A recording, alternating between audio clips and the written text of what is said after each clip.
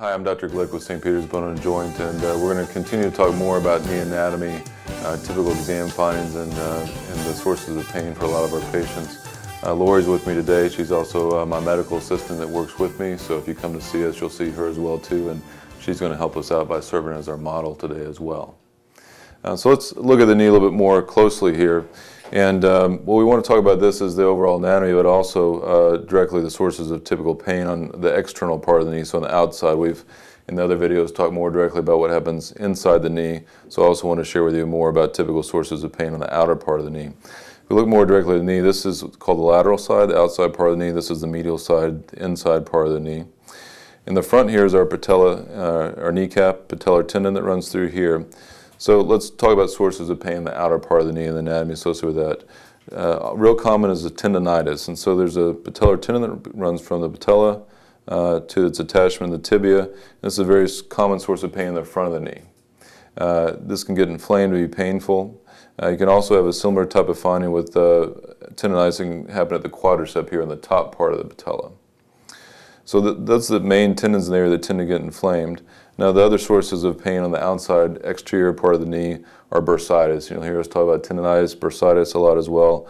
We have a bursa that all sits here in the front part of the knee overlying the patellar area here. And this can become inflamed and painful and swollen. It can even get a fluid collection here.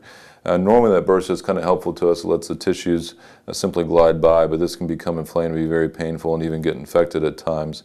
Typically that will resolve and get better on its own with time and anti-inflammatories.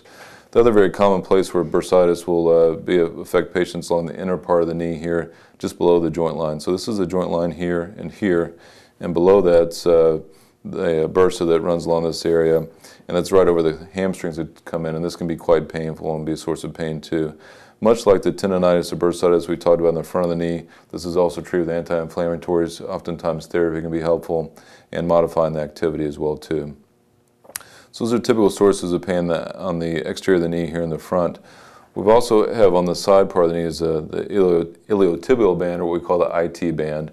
And that comes down from the thigh and connects here into the knee, and that can be quite painful. So a source of pain up here, kind of just of the upper part of the lateral aspect of the knee, can be IT band syndrome or inflammation of this IT band. That often is well treated with anti-inflammatories and therapy.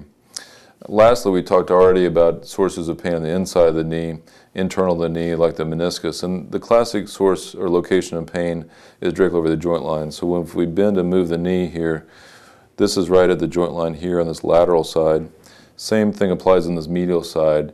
And sharper pain that's localized to here or here, right directly over this joint line, is typically classically meniscal pain localized to the joint here. That pain is typically worse with turning, pivoting motions. It will create a sharper kind of a pain. That's a different kind of pain than we have here, which is more of a constant pain, that we have a tendonitis or inflammation in the front of the knee, or some poor tracking of the kneecap in the front, also called patellofemoral syndrome.